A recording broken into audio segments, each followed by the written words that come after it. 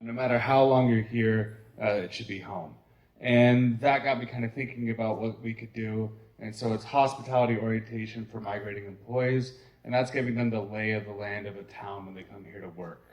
And in doing that, we invite them into our culture and community, but also give them resources if things happen to go sideways. And additionally, passing on those resources to tourists that come through that also bring those issues from outside and into our towns. And so we said, kind of halfway through, that it didn't make any sense to really go forward unless we had that cultural aspect of the natives. And if we don't introduce that part of it, then it's not worth doing.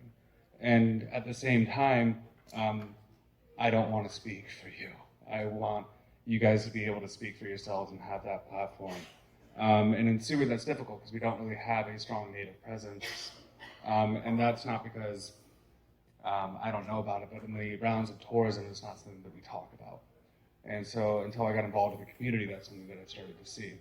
So we started to spitball things. We looked at how the Coast Guard does things, how they onboard people. And we decided that it was great in theory, but lacked a little bit of follow-up. And then we talked about how things happened in Ketchikan and how, unless that momentum continues, it can actually fizzle out and change. So we decided to kind of reach out to the local Chamber of Commerce, Prevention Coalition, library, start there, start building resources, and then start onboarding people into our town and community. I think that's it. All right. Who's next? Over here. Hi, everybody. My name is Troy. I'm from Anchorage. And so the idea we're coming up with is right now, my organization, New Life Development, it's a reentry program for ex-offenders, has partnered with Awake, and we do a twice a month program at the Boys and Girls Club talking about the issues that we've all talked about here today: hypermasculinity, sexism, misogyny, stuff like that. Our two organizations do our own work in our own silos, just like many of the organizations in Anchorage. They're in their silos. A lot of times our work kind of crosses over with each other, but it's very rare that we put on an event together. And so we've come up with the idea of reaching out to the other organizations that are doing similar work or working with similar populations. And in October, it's Domestic Violence Month, putting on an event, a one-day event that deals with, similar to what we did here, but bringing in some of the other communities in Anchorage. Anchorage is a very diverse place. You have Polynesians, Southeast Asians, Africans from Sudan, you have African Americans, you have Latinos, Puerto Ricans, Dominicans, Mexicans, huge populations of different groups. Every one of these groups has to deal with this issue, or are having this issue, may not be dealing with it. So the idea is to bring those organizations together, or unite with all the different organizations that are doing this work, bring those communities together, have a symposium, address this issue, and hopefully go from there. I mean, once there is a database with everybody in it, we've been inviting all of you to participate in any way that you can, and hopefully you guys will. All right. Thank you. All right. All right, so we had all about messaging, updating the man box, changing the man box. What language could we use? And so I really appreciate this group, that group, because we've got an assignment for you guys.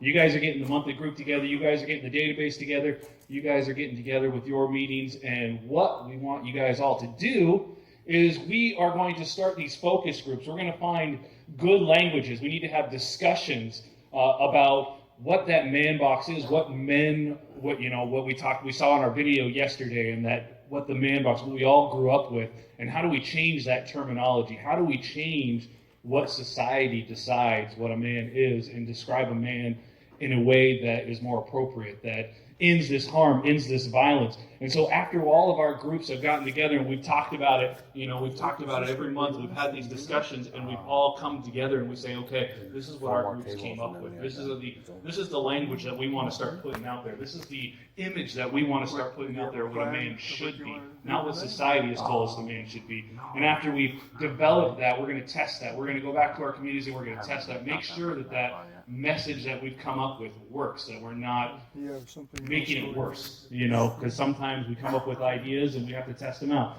So we figure them out. After we do that, then we are going to launch a messaging campaign. We've got some good media people here, and those media people are going to put together a messaging campaign that we can start out locally on radio stations, going around to the schools with the kids, that you know, the groups that meet with the kids, meets with the Boys and Girls Club. How do we get that message out to the people? We're going to talk to messaging and marketing experts, and after we get those videos out, get those radio ads out, we are going to change, not only in our communities, but in the state of Alaska and down to the lower 48, what a man is, and to a more positive, and we're going to end the harm, we're going to end the hurt by changing that. Whatever. Thank you. Okay, we got 2 more groups. Who's next? Is that Esau raising his hand?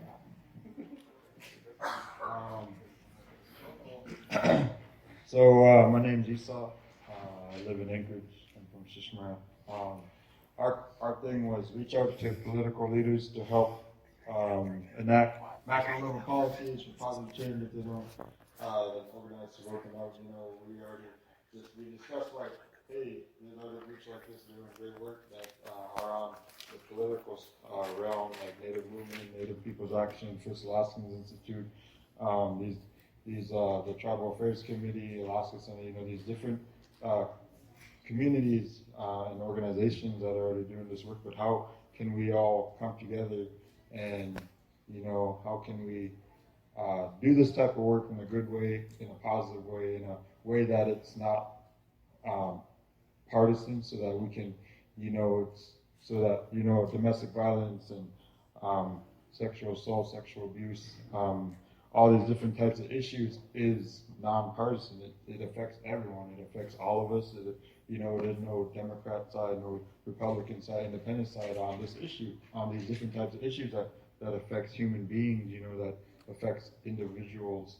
You know, you can't pick a side. So how can we discuss and reach out and organize around the idea that we as an organization and people in this realm, in this space, in our different communities and our different hats that we wear, how can we discuss and talk to our politicians, our elected leaders in a way that is nonpartisan, and how can we all come together and do work like this?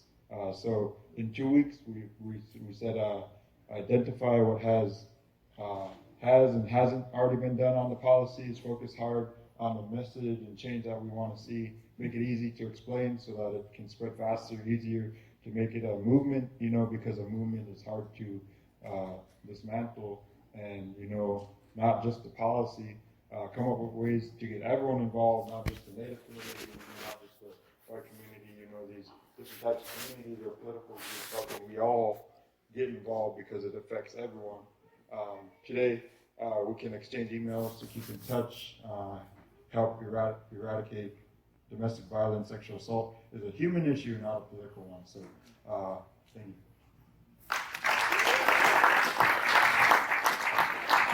All right. One more group. Who's shaking up? Told you I was gonna forget. So you guys know how Tupac Shakur once said, "All eyes on me." You know, this is coming from me. All eyes off me.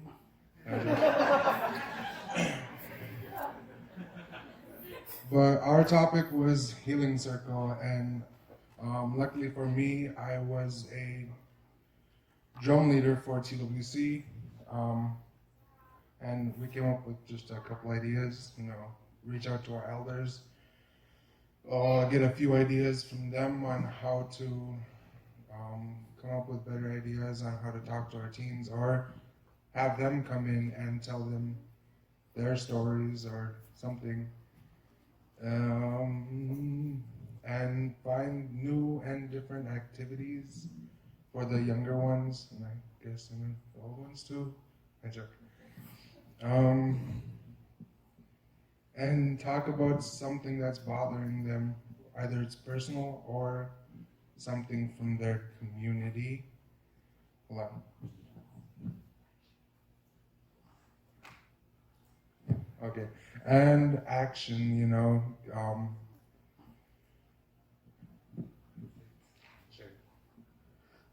action like in Homer, they got together sometimes and they would just go down to the gas station with bottles of windshield wiper fluid and just fill up people's car.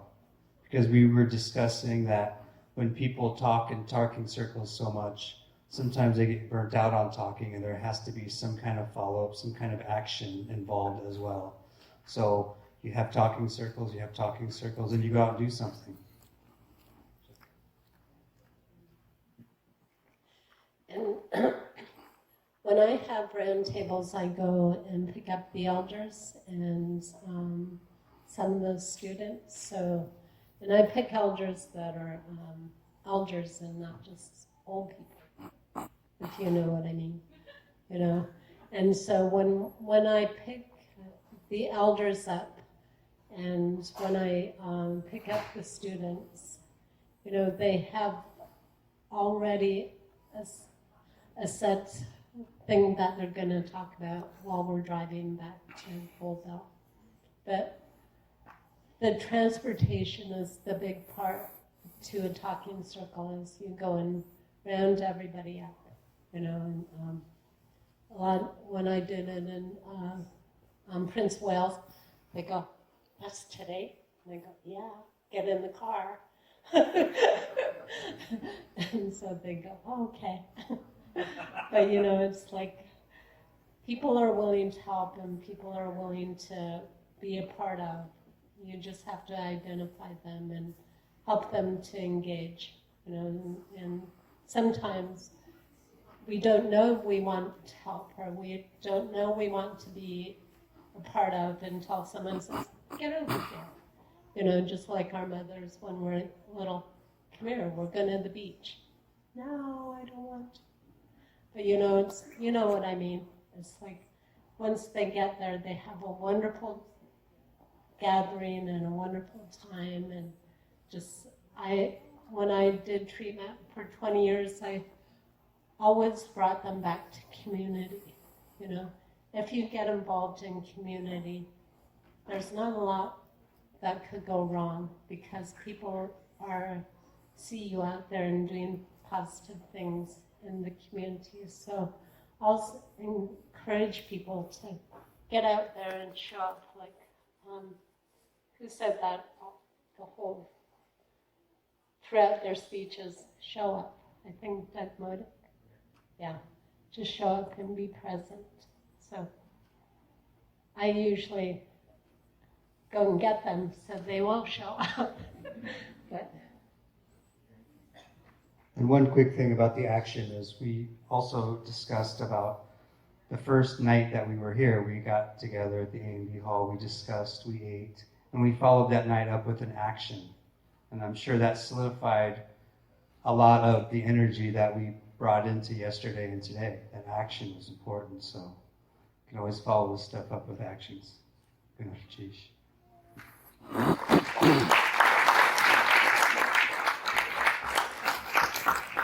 And but Casey highlighted, how do we find those men? We find those men by us being vulnerable. The ones who are really already starting it, we have to create a vulnerable place and an open, safe space for other men to come in and join.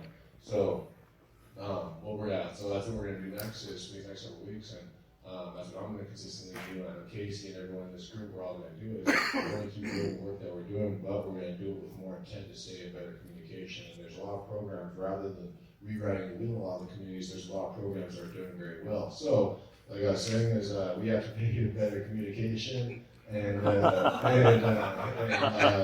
when we talked about this one time but yeah, just, like I said, we really know we all have to get better communication. We have to focus on building our cohorts. We have to find people who are ultimately already doing this work so that we can continue to improve our work. So briefly too, so we talked about setting up a model based on the 8-week framework that Nawea and David Abad put together Could all of the men who, from Juneau who participated in that, just raise your hand up so we can see? Okay, so, and then the women who supported that, could you, or helped, give input, or if you're here, could you raise your hands? So this was an 8-week series that was sponsored by an organization whose commitment is to ending gender-based violence, and it was had a accountability group of women who are leading that work in organizations. So one of the things we figured in the next 2 weeks is to set up a model and talk about how that works so that we can share that out. The process of regaining cultural identity, and that's what we kind of all talked about, you know, in our group. And we talked so long and about such great things that we didn't write anything by the time it was up. But I'll just say what I remember, you know. And so I was thinking, why are we here, you know? Why we're gathering to end domestic violence, you know? It's so powerful. And I was thinking, I was hearing, you know, diversity. I heard from that table over there, to each his own, you know.